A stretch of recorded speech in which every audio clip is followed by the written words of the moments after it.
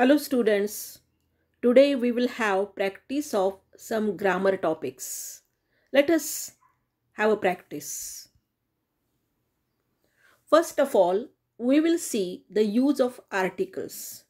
You know that there are three articles a, and the. Now, a and an they are used for singular nouns. First of all, you should know that articles they come before the noun. So whenever you insert some article, then you have to see that the word is a noun.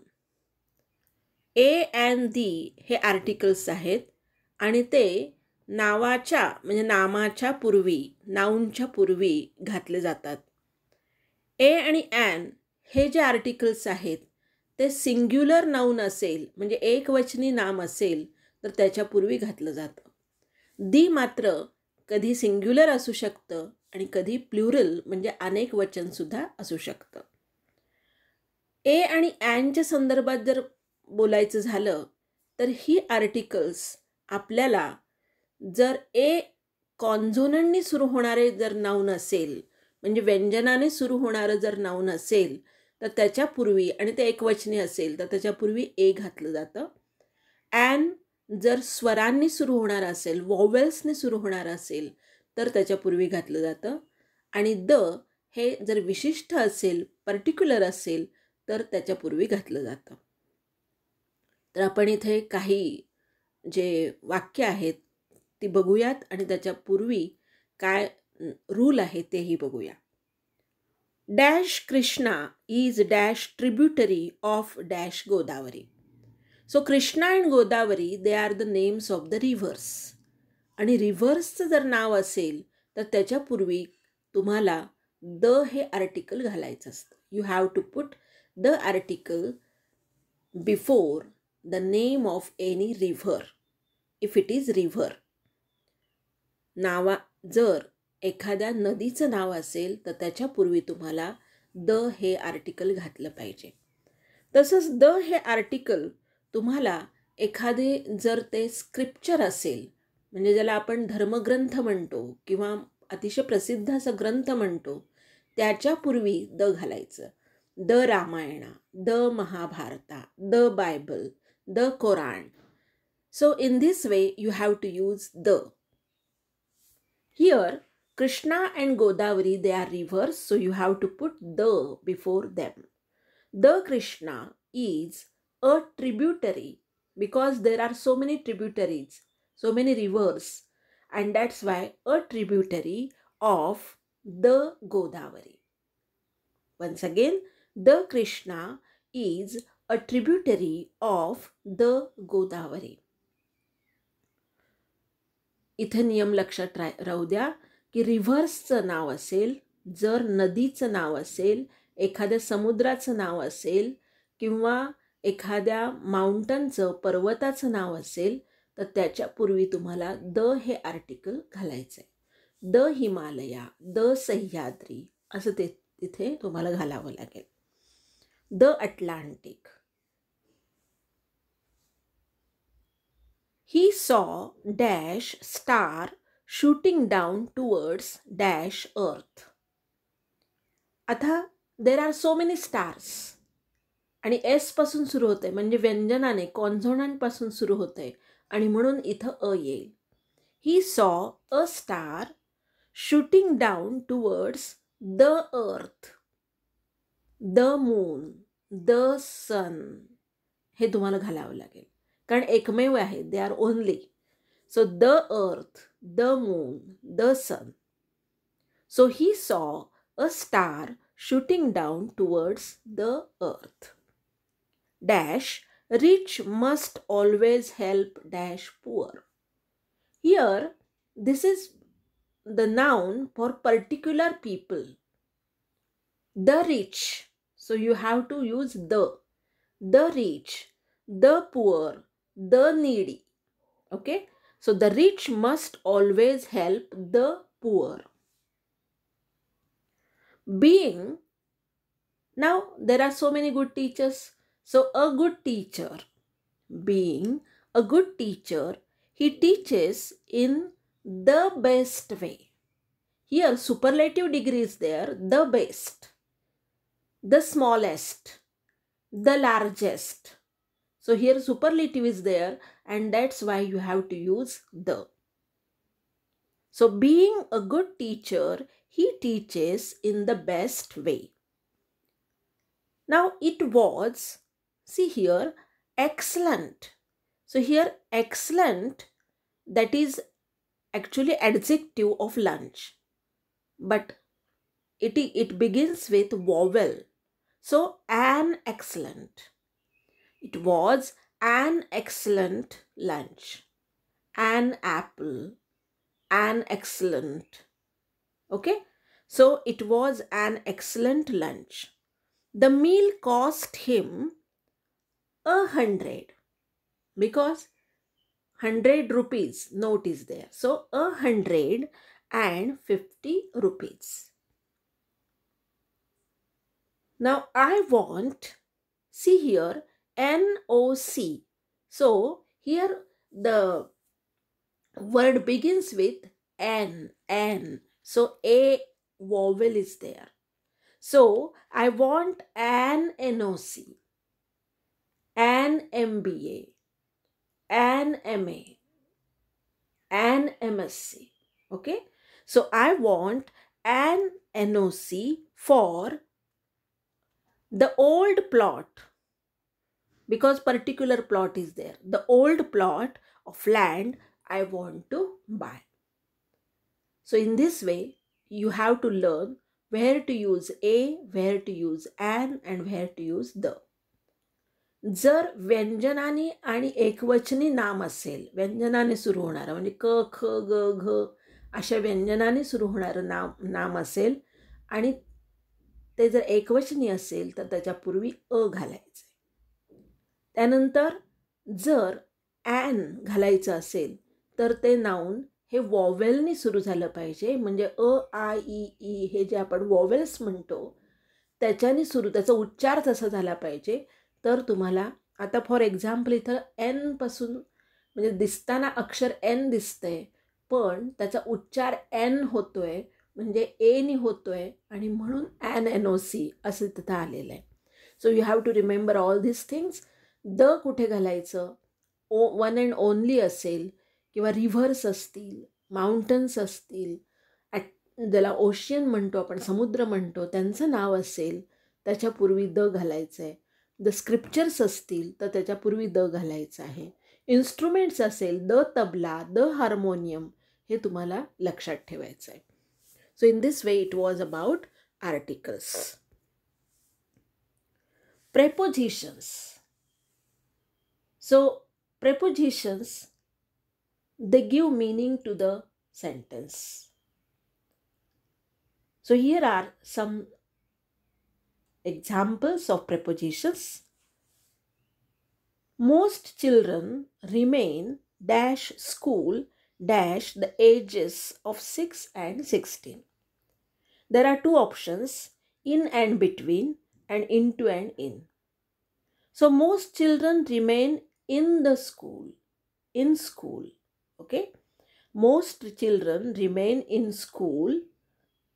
इथे into उपयोगाचं नाही. Into जेव्हा बाहेरनं एखादी गोष्ट आत येते तेव्हा आपल्याला इंटू घालायचं असतं, पण इन कधी जे ऑलरेडी आत आहेत त्याच्यासाठी इन घालायचे.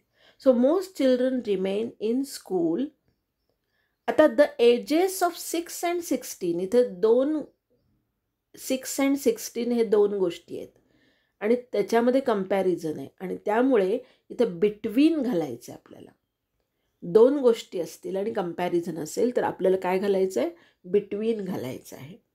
So most children remain in school between the ages of 6 and 16. He sailed dash the sea and landed dash the shore. इथे थ्रू आणि अपॉन आणि अक्रॉस आणि ऑन असं दिलं आहे.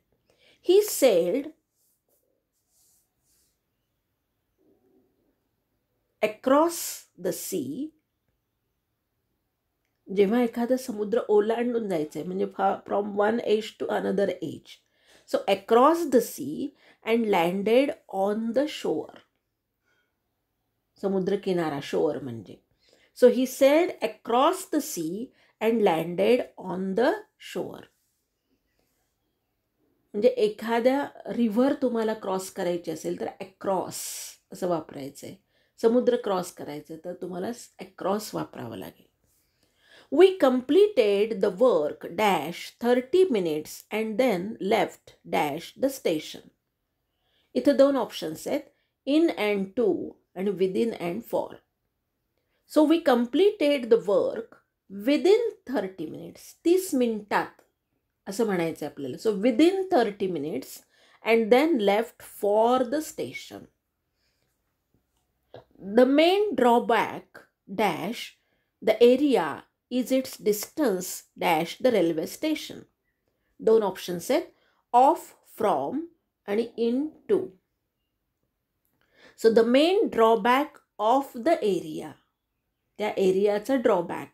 So the main drawback of the area is its distance from the railway station. Mohan took me dash dinner and looked dash me very well. Mohan took me to dinner and looked after me very well. इथं for आणि up येणार नाही तर to आणि after येईल. Mohan took me to the dinner and looked after me very well. Look after म्हणजे काळजी घेणे या अर्थाने ते फ्रेज आहे आणि त्यामुळे लुक आफ्टर येईल. Government alone cannot deal dash all problems dash the country. आता डीलच्या पुढे विथ येतं नेहमी. So government alone cannot deal with all problems of the country असे प्रेपोजिशन्स येतील. हे काही एक्झाम्पल्स आहेत. So these are some examples. So in your notebook, in your notes, we have given so many examples. Please read them very carefully and see how they are used in the sentences. तुम्हाला ज्या notes दिलेल्या आहेत त्याच्यामध्ये ग्रामरची अनेक वाक्य तुम्हाला exercises दिलेले आहेत. We have given so many exercises. So please go through these exercises so that you can have the correct practice of using prepositions.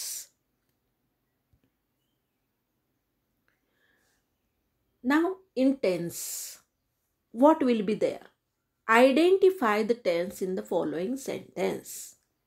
You know that there are 3 tense: present, past and future. Again they are divided into 4 subkinds, that is simple present, present perfect, present perfect continuous and present continuous. The same simple past, past continuous, past perfect and past perfect continuous. Same manner in future, simple future, future continuous, future perfect and future perfect continuous. So we have to see what kind of tense is used in the sentences. Identify म्हणजे ओळखा. या वाक्यात कोणता काळ दिलेला आहे तो ओळखा. I shall come tomorrow. Look at the verb shall come, will come. Shall and will वापरला असेल तर it is exactly future tense. आणि त्याच्या पुढे नुसतं verb वापरलंय. So the main verb is used. So it is simple future. I shall come tomorrow means simple future. I will go there, simple future. I will complete it, simple future. I will learn English, simple future. I shall teach it, simple future. Mr. Singh has been learning this lesson since Monday morning. Look at the verb has been learning. If there is has been or have been and ing to the verb, then the tense in the sentence is present perfect continuous. Again, I repeat, if there is have or has and been and ing to the verb, then it is present perfect continuous. वाक्यामध्ये has किंवा have वापरला असेल, bin असेल आणि क्रियापदाला ing असेल तर तो present perfect continuous आहे. So here it is present perfect continuous. We were still standing in the queue. Look at the verb were standing. So if there is was or were and ing to the verb, then that tense is past continuous. जर वाक्यामध्ये was किंवा were आणि क्रियापदाला ing लावला असेल तर तो काळ आहे past continuous. I had finished my homework at 9 p.m. Look at the verb had finished. If there is had and the past participle of the verb, तर तो काळ आहे simple past.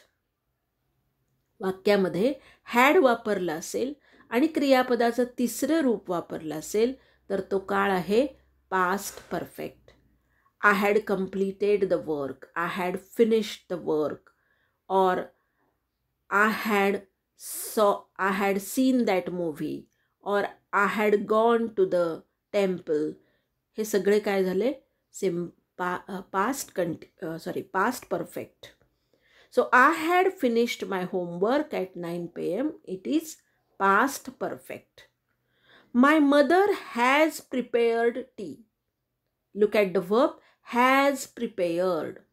If there is has or have आणि क्रियापदाचं तिसरं रूप past participle of the verb, then it is present perfect.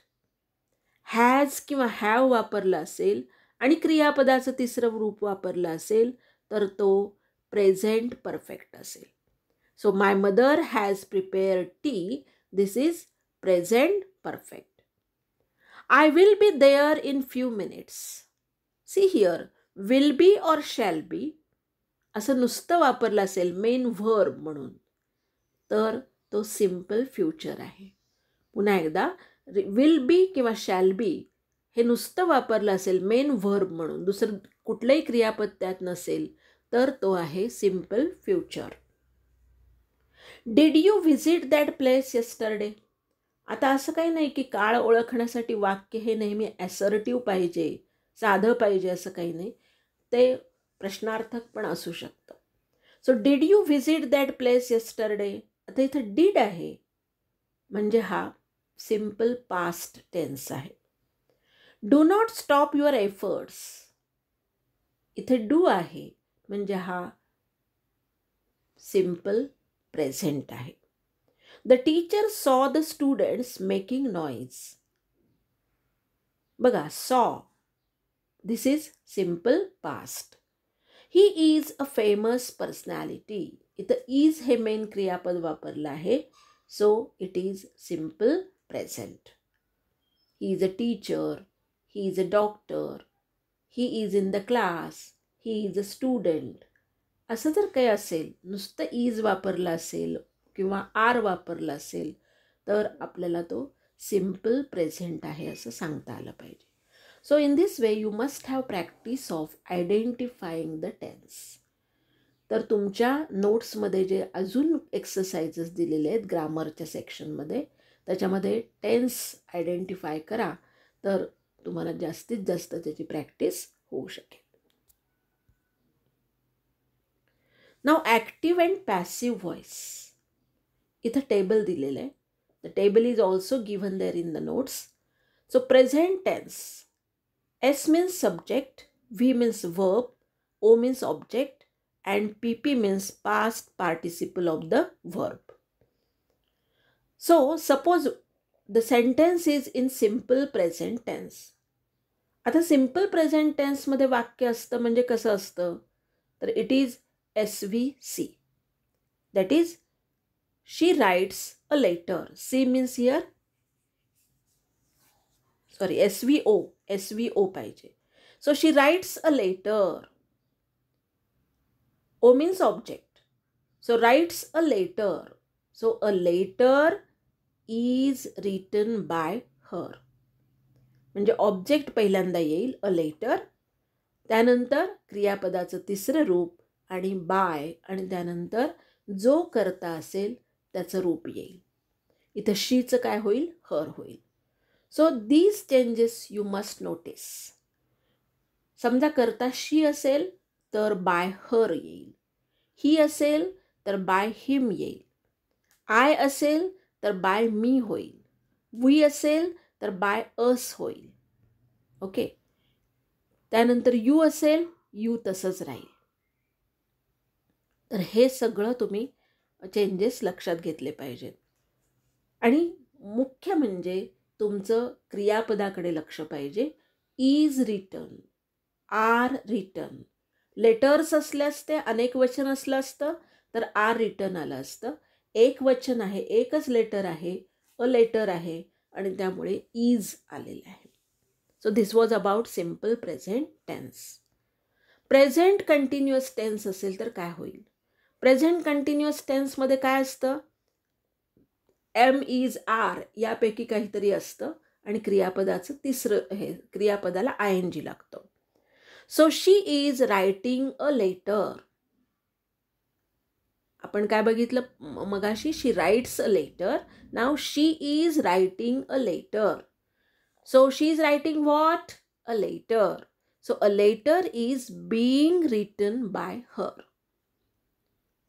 Present perfect tense.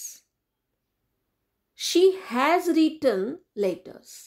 So here has or have and plus past participle of the verb, that is present perfect. So she has written letters. So she has written what? Letters. So letters have been written by her. So you have to make change have been because letters अनेक वचन आहे. शी singular आहे लक्षात घ्या, आणि letters मात्र काय आहे? अनेक वचन आहे. त्यामुळे इथं ऑब्जेक्टप्रमाणे क्रियापद होईल आणि त्यामुळे letters have been written by her. We have been winning the matches. Present perfect continuous. इथं काय असतं? हॅव किंवा हॅज, बीन आणि क्रियापदाला आय एन जी असतं प्रेझेंट परफेक्ट कंटिन्युअसमध्ये. So we have been winning the matches. आता हे काय होईल? The matches have been being won by us. बघा, कर्ता जर आय असेल तर बाय मी होईल. कर्ता जर शी असेल तर बाय हर होईल. कर्ता जर ही असेल तर बाय हिम होईल. कर्ता जर इट असेल तर ते इट तसंच राहील. यू असेल तर यू तसंच राहील. वी असेल तर अस होईल. दे असेल तर देम होईल. तर हे चेंजेस तुम्ही लक्षात ठेवले पाहिजेत. त्यानंतर क्रियापदाचे कसे बदल होतात तेही तुम्ही इथं बघितलं पाहिजे. देन मॉडेल ऑक्झिलरी असेल. Model auxiliary means can, should, must असं जर वापरलेलं असेल तर काय करायचं? We should win the match. The match should be won by us. So here should नंतर be येईल आणि क्रियापदाचं तिसरं रूप येईल. They can bring the success. इथं can आहे, मग can be होईल आणि bring the successचं brought होईल. So success can be brought by them. सर्वात महत्त्वाचं आहे चेंज द व्हॉइस करताना की आपल्याला ऑब्जेक्ट पहिल्या प्रथम आणायचं आहे जर पॅसिव्ह व्हॉइस करायचं असेल तर. इम्परेटिव्ह सेंटेन्स असेल म्हणजे आज्ञार्थक असेल. For example open the window. तर ओपन द विंडो इथे क्रियापदाने सुरू झालेलं वाक्य आहे. अशा वेळेला लेट हे वापरायचं आहे. त्यानंतर ऑब्जेक्ट असेल म्हणजे जे कर्म असेल ते, आणि त्यानंतर बी आणि पास्ट पार्टिसिपल असेल. So let the window be opened असं होईल. समजा इथं open the window, open the door असं असेल, let the door be opened असं होईल. Shut your mouth. Let your mouth be shut असं होईल. निगेटिव्ह सेंटेन्स असेल तर काय करायचं? I do not complete the work. इथे the work, I do not complete what? The work. The work is not completed bye मी. म्हणजे जिथं तुम्हाला इज घालायचं आहे तिथं त्याच्यानंतर नॉट येईल. पास्ट टेन्सचं कसं होईल? सिम्पल पास्ट असेल, I killed a rat. I killed a rat. I killed what? A rat. So a rat or cat was killed by me. was किंवा where येईल आणि क्रियापदाचं तिसरं रूप येईल. Past continuous tense, he was writing a letter. आता इथं was writing आहे, so a letter was being written by him. Past perfect tense आहे, Gopal had watched the movie. Look at had watched. So had been watched असं होईल. The movie had been watched by Gopal. इथं नाव आहे गोपाल, मग नाव असेल तर नाव तसंच राहील. गोपाल असेल, सीता असेल, काय असेल तर नाव तसंच राहील. Past perfect continuous, the students had been making noise. Noise had been being made by the students. So in this way, that will be the change in the passive voice. Future tense. Simple future. I will call you later. You will be called by me later. I will call you later. So you will be called by me later. Will be and क्रियापदाचं तिसरं रूप. She will be playing games. So games will be being played by her. So will be and being, that will be there. I shall have bought a book. So a book shall have been bought by me. So shall plus have plus bought. Sorry, been and bought. So that will be future perfect tense. So students, this was only discussion. आपण फक्त एक practice म्हणून ह्याची चर्चा केली. पण तुमच्या नोट्समध्ये, ग्रामरच्या नोट्समध्ये खूप एक्सरसाइजेस दिलेले आहेत. प्रत्येक टायटल खाली तुम्ही ते एक्सरसाइजेस सोडवले पाहिजेत, so that you will have a practice, more practice. Look at some rules. The rules are also given in the bracket, and then use them in your grammar sentences. So I hope you might have understood what is going on and you will practice at home. I hope so. Thank you. Thank you very much.